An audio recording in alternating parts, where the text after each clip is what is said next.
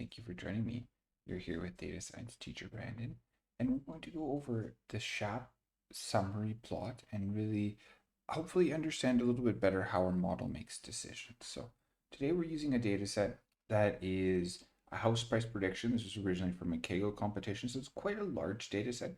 And we have this problem of too many features. So I won't go through all the pre-processing, but there's quite a bit to do in this data set as it was for a competition. So if we go to the data set and we can try our Shapley values. So the way that we would use Shapley values, I just built a standard model, extra trees regressor and a gradient boosting here. You can see we get two different scores, an 86, a lot of overfitting in the extra trees, and then the gradient boosting an 89 on our test set, but still quite a bit of overfitting here, okay? And this is from us using a very large amount of, as you can see, a very large amount of columns, okay? So here we're going to install shap, pip install shap, pip install Optuna. You need Optuna just to make it work. You never actually have to call it, but it needs shap uses it, so you just need it installed. Import shap, import Optuna. And the first step you're always going to do for all shap things, you're going to go shap.kmeans, and here you can decide how many background sets you really would like. Here we're going to have one, and we're going to do 3 here. Okay, so the train data, giving it 3, good, an X trained summary. And then we're going to do a shap kernel explainer. We're going to give it our model, and we're going to give it the X trained summary. Okay, from this, we're going to get our explainer. We're going to get the shap values from this, and the shap values give weight to what is the final impact of our features as we try with and without them.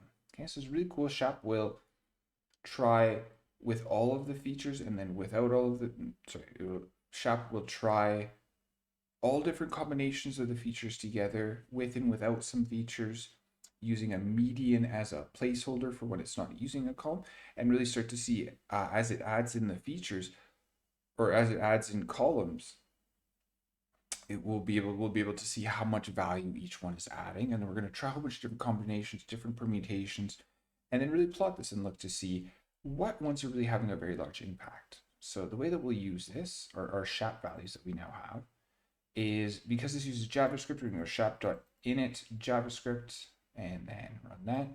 I'm putting my score here, and then just shap.summary plot, shap values, x tests, and then max display. I'm going to put it to 200. I like to do the plot type dot. You can do bar. I think plot looks a lot better.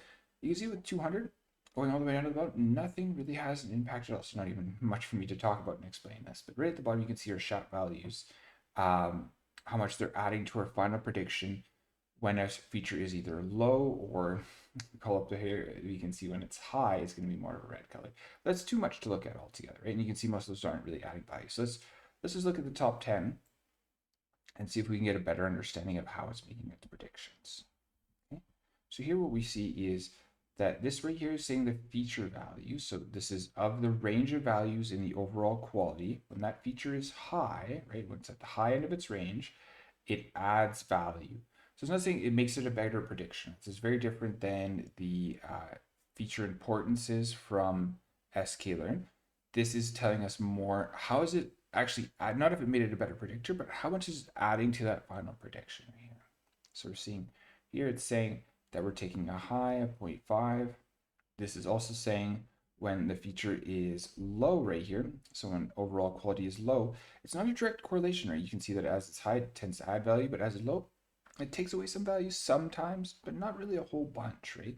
And then the same thing here for greater living area.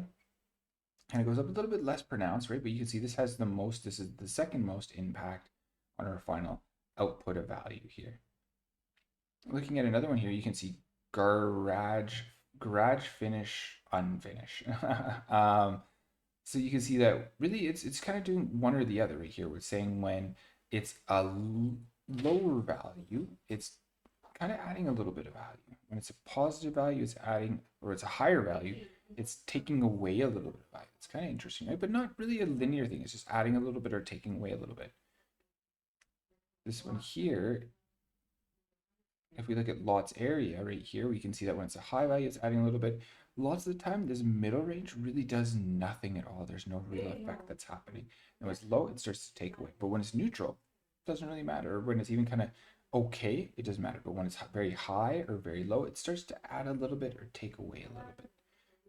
Okay, so we can start to use these values, these shap values, to really understand what's important in our value, what's important in our final model. And from there, we can start to engineer other features and that we could use to improve our model. Maybe we look at, because this one is garage unfinished, has kind of one set of the relationship. It kind of pauses it when it's low, it adds to the feature. When it's high, it takes away.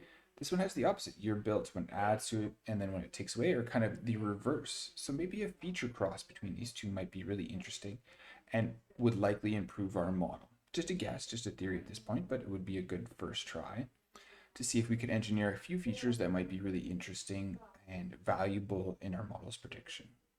We can also really understand and take the real world understanding from this, right? So we can understand now that first floor square foot, when it's really valuable, it adds something. When it's just kind of okay, even small first floor square footage, doesn't really take away from your value. So you could have a really small first floor and you're kind of safe, right? So you're getting these understandings of your overall quality. Generally speaking, that does matter quite a bit. Really good quality really matters a lot, right? Really bad quality doesn't necessarily hurt as much, but you want to kind of, if you have a garbagey place, then there's no hope getting it to over. Then it probably doesn't matter, right? There's nothing you can do to bring it up to really good. But if you have a well-maintained place and you could push it up to the edge of extremely well-maintained, you could really increase the value of your property.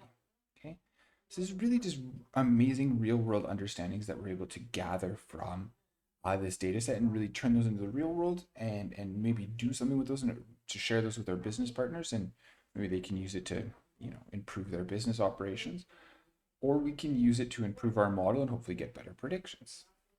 Okay, so thank you so much for joining me, and I will see you for the next model explainability. Don't forget to like and subscribe down below.